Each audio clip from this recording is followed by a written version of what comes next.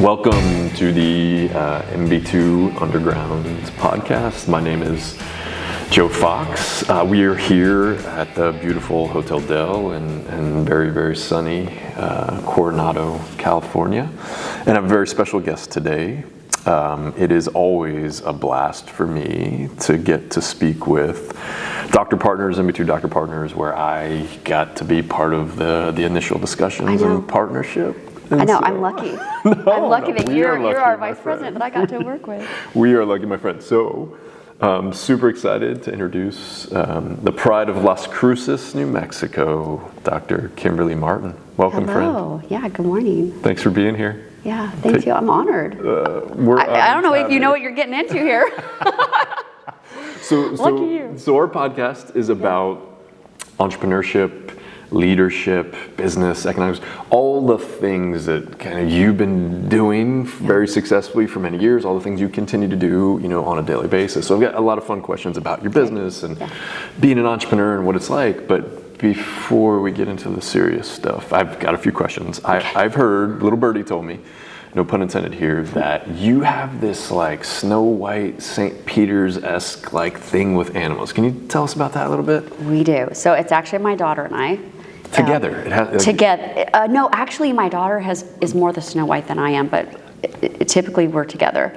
But we live in the desert, and we have this affinity for wild animals of all kinds. It is uncanny, and you cannot make this up. So stories. Yes, so many stories. So the first one was a bat. So my whole family, 18 of us, go to Yosemite, and I wake up one morning, and I'm by myself that morning, and I wake up, and I look over, and there's a bat next to my face, looking at me like this. And I'm like, so I kind of do the creep, and it is dead. Oh my It Lord. Died next to me. At night. At night. And so wow. I'm like, okay, I'm looking, I'm like, did he bite me? Like, what in the world? What is this? And so literally, I'm like, what do I do? And my whole family are physicians. Yeah. And they're like, well, we need to take it probably to the animal. Yes, and get it tested. So we take it we use kitchen tongs to get it off the pillow, and we put it in a Ziploc.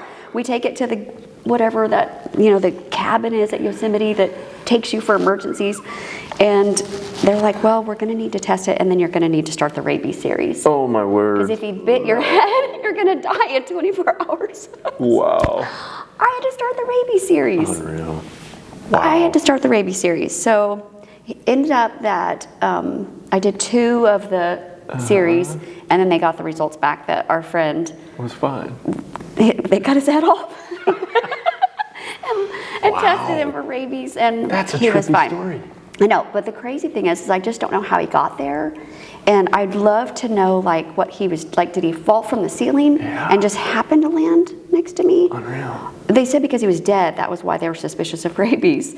But then, or was he walking in the bed and sat next to me? I have no idea. But right. Okay, so there's my first. So next trip to Yosemite, watch out for the bats. Okay.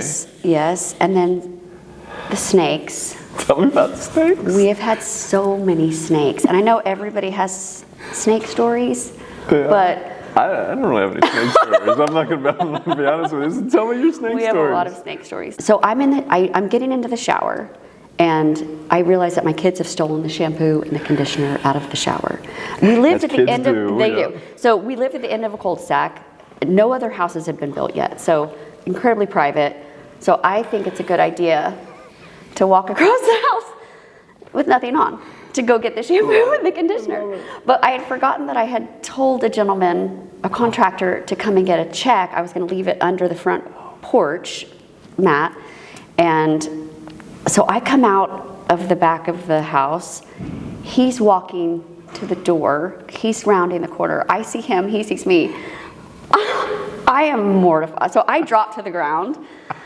Because of course that's what you do. He turns around and starts taking off running. Oh, my word. And I'm like, oh my God, his eyes. Like, he's like my eyes.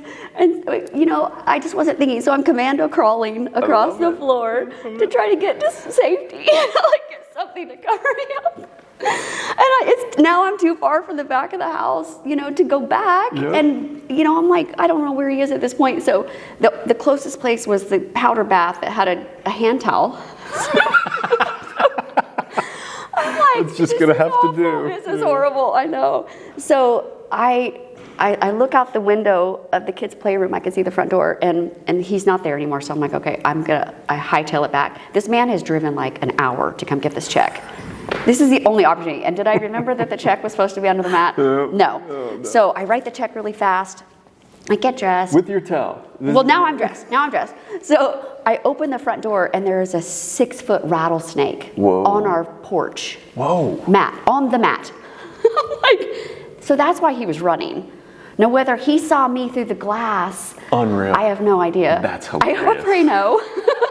But it couldn't have been that scary, Dr. Martin. it was awful. So I go out the back and I catch him driving down the driveway and I get him the check. But I mean, things like that just happen.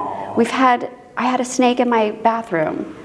I was hiking and I get this frantic call from our housekeeper, and I guess she had been vacuuming in the corner and it leapt at her vacuum and like trying to bite her vacuum. Oh no. She goes running out. I guess he just came in the back sliding door that was open. This is what life in New Mexico is like, I guess, it's too much. Yes. And then we have another one. Oh, no. We had a 6-foot water moccasin that lived on our boat for we don't know how long. Which boat where? In Austin. Okay. So now we're Austin. out of the now desert. We're a different type of snake, very serious still. Water moccasin's no joke. Yeah. You definitely go to the hospital if you get bit by one of those. Mm-hmm. Oh my word. Yeah, those are mean too. I know. I sent Kevin to go make sure the boat was good, the cover was on, there'd been a storm. He peels back the cover just to make, just tuck everything in, and he said there is a water moccasin skin on the seat, the back row, the back part of the boat. And so I call the detailers and I'm like, just heads up, there may be a friend there. Watch out. Don't get bit. Yeah. So you're kind of a snake whisperer and a bat whisperer. That's fascinating. All kinds. That's fascinating. Let me ask you this. Is it good luck in New Mexico to have a roadrunner in your house? So that was my daughter. Is that a true story? So my daughter was home, and I guess this is COVID time when she was having to do school from home in New Mexico. Our students didn't get to go back for a year and a half. But so she's like, Mom, there's a roadrunner in our house. And she goes, I was back in my bedroom and I hear this ding, ding, ding, ding, ding, ding. And she's like, oh my gosh, what is going on? And we always have birds in there. Yeah. And so she's like, I just assumed it was a bird. She said, I look on the dining room table. He's knocked over all the wine glasses because I had it kind of staged, So this roadrunner is like breaking wine glasses and plates. And she's like, how do I get it out of the house? I love it. I'm like, I have no idea. Open every door, open everything, and see if he'll go. So I guess it took about an hour, and he left. Gosh. But I'm like, I know. That's incredible. I love it. I love it. But apparently, the old wives' tale I thought was that like roadrunners in your house are good luck, and I don't know if that's just a way is that for real? I don't know. That's what I heard when I lived in New Mexico. I don't want them in there. I know. Because they're looking for snakes and mice, exactly, and I'm like, we don't have snakes and mice in our inside normally. Yeah, I know. So you're a big traveler, or were you like a travel agent? No, I'm not a real travel agent. I just think that I am. You really enjoy like planning other people's trips or your trips? No, just mine. And I have an itinerary, and I send it to everybody. And your family, like the people that are on the trip. Yeah, so I get to have trips where I get to have an itinerary, and I get to have trips where there is no itinerary. And then I have the hybrid that is half itinerary, half free play. Which do you prefer? I like the hybrid now, but I have a strategy for the hybrid days, and that is that I already know what restaurants, bars, activities are in a path that I may choose to take or not. And so it's fun because I'll be like, why don't we just try this street? And then there's like a great tapas bar over there, and they're like, this is great. Worked out. Yeah, so everyone thinks that it's serendipitous, but what is your favorite travel adventure? Well, I did go on a cruise to the Mediterranean once, Oh, that sounds and great. that was incredible. Again, backstory to that, lost our luggage.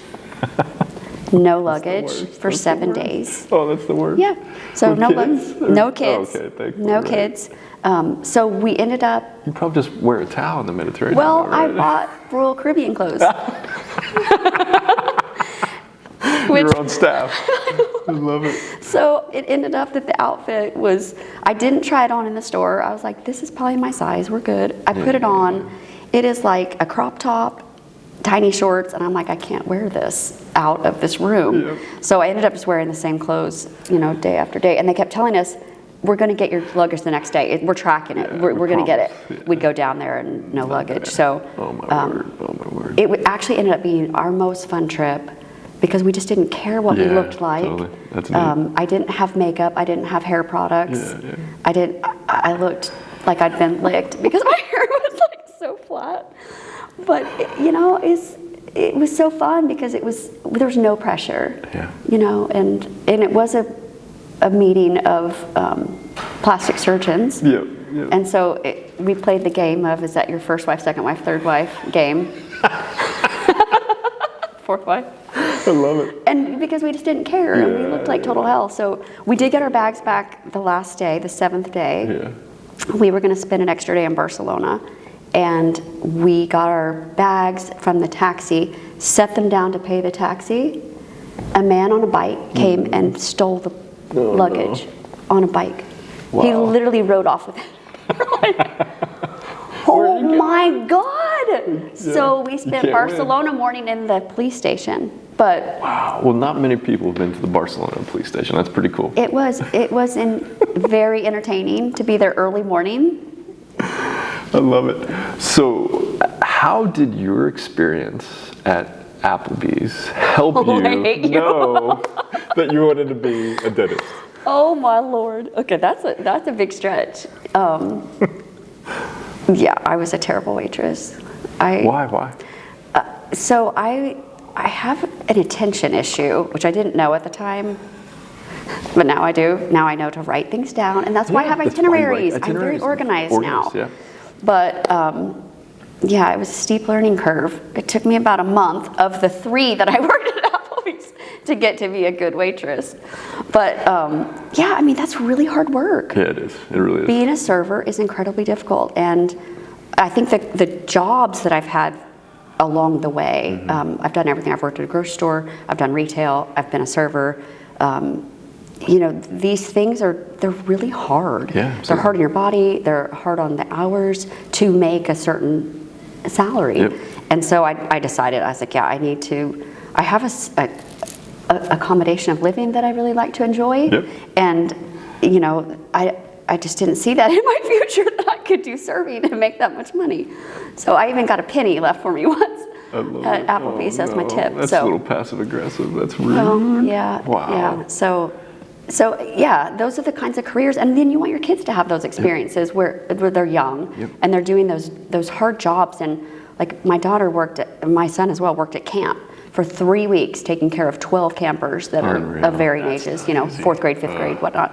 And they got paid like $300 for the whole 3 weeks. Wow. It's hard work, you know. It is hard work. So those are those kind of experiences where you're like, I need to have higher education so I can get what I want, and I can be my boss and Yeah, absolutely. you know, get my destiny going. So being in control, being an entrepreneur was something you figured out you wanted to do, or you wanted to be part of your future. I did. I figured that out pretty early on. I started my career as an occupational therapist. Wow. Yeah, that I wanted to be in healthcare, but at the time I didn't think that I wanted to do medicine or dentistry. Yeah, I thought I needed like a allied health profession. I thought would get me the kind of that work-life balance that I wanted. And I found very quickly that I didn't like not being in charge.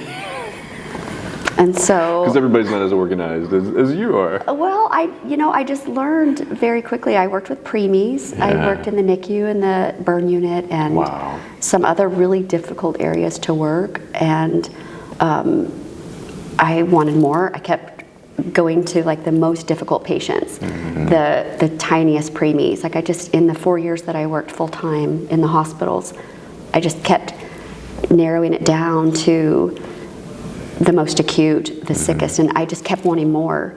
And so I decided, I need to take this to the next level. I need to get more education. I'm going to go back to school. And that's when I decided on dentistry. I was mostly an oral motor therapist. Interesting. I was doing feeding therapy. Wow. And so with infants that had all more different... latching. And, yeah, exactly. Yeah, wow. yeah. So I decided then that I was going to be my own boss and kind of get to run the show the way that I wanted to. And dentistry is perfect for me. I almost did OB-GYN. Interesting. Which now I look back at my sleeping schedule, that I would have not been a very good OB-GYN. I would have been like, we're doing a C-section exactly. in a week. We're not doing this tonight. Oh, I love it. So dentistry is the perfect blend. It is perfect for me. It fits my squirrelness. Every day's different. Yep. I get to be in charge. I get to be an entrepreneur. I get to lead. I get to continuously be challenged. I am always taking leadership trainings and always trying to be better at what I'm doing. That's awesome. So, yeah. No, that self-development is special. Tell me about your practice. What's the magic sauce to your practice? And I think I know. I have a little bit of insight on your practice, but I have an opinion. But I'd love to hear what you have to say. Yeah, I think it's, I was given some advice very early on that if you will just take care of the patients, the money will come. I love and it's good and bad advice. I don't know that I would give that advice maybe to the youngest dentist now. It needs to come with a lot of stipulations. Yeah. But that is what I did. Almost tragically, where I wasn't worried about the money, I was just worried about taking care of patients. Yeah. And it has led me to where I am, where I have amazing relationships with patients, and they trust me. And I think that is the core, is that every experience I have with a patient, I want them to trust me, and I want it to change their narrative that they have with dentistry. Because I know everyone knows when you go to the dentist, everyone's like, I hate the dentist. I don't want to be here. Nothing against you. And I'm like, if I had $1 for every time I've heard that, I would be a multimillionaire right now. And they're like, oh, that's not the first time you've heard that? And I'm like, absolutely not. But I want to change it. I want to make it where somebody's like, that wasn't that bad. And so, interestingly, I now have a whole caseload of patients that hate the dentist, and I have to do psychology all day long. I'm so sorry. Hey, we don't need the two. Oh, no. That's all good. We don't need the two. I talk with my head. Oh, look, I changed the color. But that's so cool, right? That's part of like what you have built, and your magic sauce is like that really intimate personal connection, and maybe being a little bit of a psychologist. But that's a lot of psychology. But just like doing this, looking people in the eye, and having that relationship that maybe they don't get anywhere else. They tip, in a lot of healthcare, they're not getting that, right? Like that's pretty cool. Well, trying, yeah. I mean, and we're not perfect, but we try to get that level of excellence to where you have a good experience from beginning to end, and that they're building trust so that they can trust that they can do it next time without as much anxiety. And I'm hoping that each time patients come, we offer no sedation, we have no nitrous. We weren't using it, so I got rid of it. Wow. I think we have an occasional, like once every 6 months, we have somebody that requests Valium. But all of our patients just do it, just with trust. And maybe if you need sedation, we're not the office for you, but that's just how I set up the practice from day one, and that haven't changed in 20 years. So you've got really cool personal connections. Would you also say, and this is going to be part of my answer, that organization has helped your business thrive? I have a bit of an issue with organization. I find it to be very impressive. When you came in to Dallas for your Discovery Day, I have never met a more organized doctor, and you had a file folder, and you had binder with all the little subfolders, and it was really cool and really impressive. But I can imagine that's a part of what has allowed you to be so successful in your practice. Well, I appreciate that, and I tend to do extra. I think my nickname could be Extra or Backstory because everything is extra and has a backstory. But my thing is I've worked with consultants before, and I have Kane Waters as our financial advisors. And when I've gone to them, they ask questions of me, and sometimes we don't have it at the ready. And so I always want to be like, we've got it here. We don't have to table that because I've got it here. And I know that's retro to have it printed, and I'm trying to get away from printing now to save paper, but I've been into that habit of trying to have everything conveniently available. That's awesome. And so That's why your trips are so awesome, because you've got an itinerary. I know. It's beautiful. I know. It's a little bit pathologic. And I think other people are like me, but they're really not. Yeah. Like, I think I'm the normal, and then people point out that I'm like absolutely over the top. I think it's special, and I think it's fantastic. It's really cool to see something that helped you, yeah, then I love it. That's good. Yes. Yeah. So tell me what it's like to be a great mama, run a great business as an entrepreneur, be a pillar of the community, be involved in state dentistry, and like not lose yourself. Like, how do you do that? And I've got 5 kiddos, and my wife's incredible, but like, she's a mama. Like, that's what she's doing, and that's hard. It is. But you layer all the other things on top of it. Like, how do you do that? Well, I have an endless supply of energy. How do you get that? I don't know. I don't know. Amazing. Again, I think other people are like me, and they're like, no. I'm tired. So that helps, and I have an amazing role model as a mother. Yeah. My mom is insanely the best multitasker, incredibly empathetic and compassionate, and the best listener. She's a therapist. Oh, how cool. I know, and so good to have a mom that set a good example for me. She went back to school, got her degree when I was like in 3rd, 4th grade. Really? And then got her master's degree as well. Good for my her. middle school years. And she did. She balanced it all. Yeah. And she looks back now and she's like, I did a terrible job. And I'm like, no, we always had everything we needed. Yeah. We were independent. We did our own laundry, like at the age of 8, 9. Wow. We made our own lunches. We set out our breakfasts in the morning. We set out our clothes. We were ready to go. And just a strong model of independence. Yeah.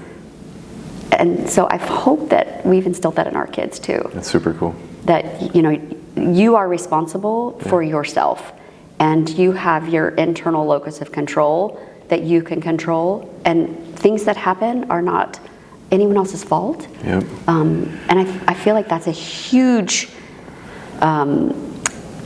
important step that our younger kids need to know, is that you are in control of how you react. 100%. And you get to choose how you're going to react. And it's if things happen, they're for a reason, and we're going to learn from them. Yep. They're a blessing or a lesson. 100%. Yeah. Yeah, it feels like it's become harder, and I'm sure every generation speaks like that about the newer generation, but we try to communicate to our kids, like, you can control attitude, you can control effort, everything else you can't always control, but like, that's right. But it's hard, and the whole, like, you're responsible for your feelings, no matter what's happening. That's right. You are in control of your reaction. Yep. And you can, I liked it in my head, if you've traveled to London before, in the tube, there is this sign that says "Mind the Gap." Wow. And I have pins that say "Mind the Gap." I have keychains that say "Mind the Gap," because the gap is the moment that you take when somebody shares something with you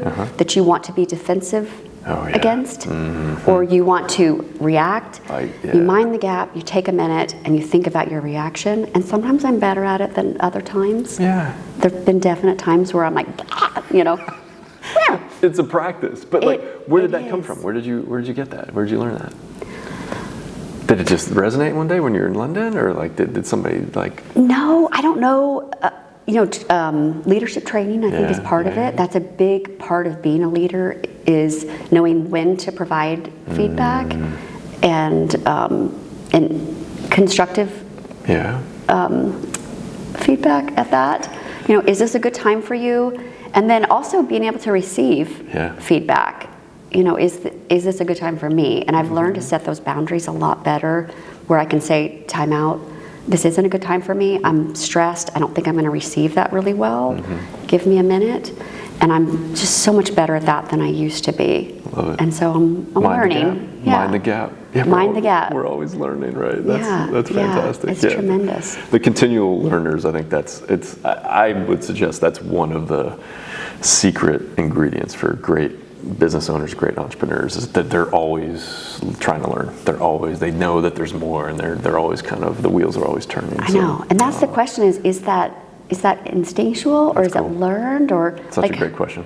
I know. Such a great question. Do you have that personal drive to keep learning? And if so, where did you get that? Yep, exactly. Where does it come from? But it's so cool to hear a story like your mama, right? Like she went back to school, and she has a thriving practice, and she's raising kids and doing crushing it on all the levels. Like that's that's really special. Yeah, I was lucky. Because not everybody has that. Not everybody has a great role model. And my father, incredible work ethic. Yeah. He said he was a ditch digger doctor. Wow. He worked long hours, and in medicine, probably one of the lower wage earners is what he always would say. Really?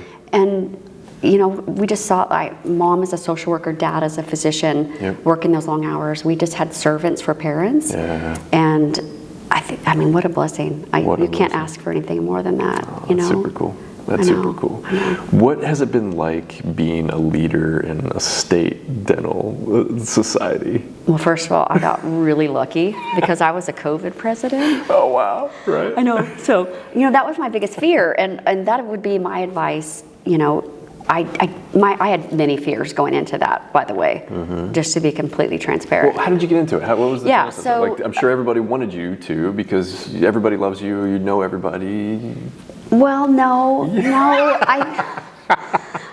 So luckily in New Mexico, you don't have to petition for those positions. You don't have to run an election, which a lot of states, I don't know if Texas is that way, but a lot of the state organizations, you need to be nominated. And interesting. But we need to be nominated, but oftentimes there's not anybody else that's like, no, me. So if you're asked to do it, then you're just kind of granted in, which is nice. Yeah. But early on in my career, when I moved to Las Cruces, I had a friend of mine, a colleague, that was very involved in our state organization. He's like, Kim, I think you'd be perfect as the secretary treasurer.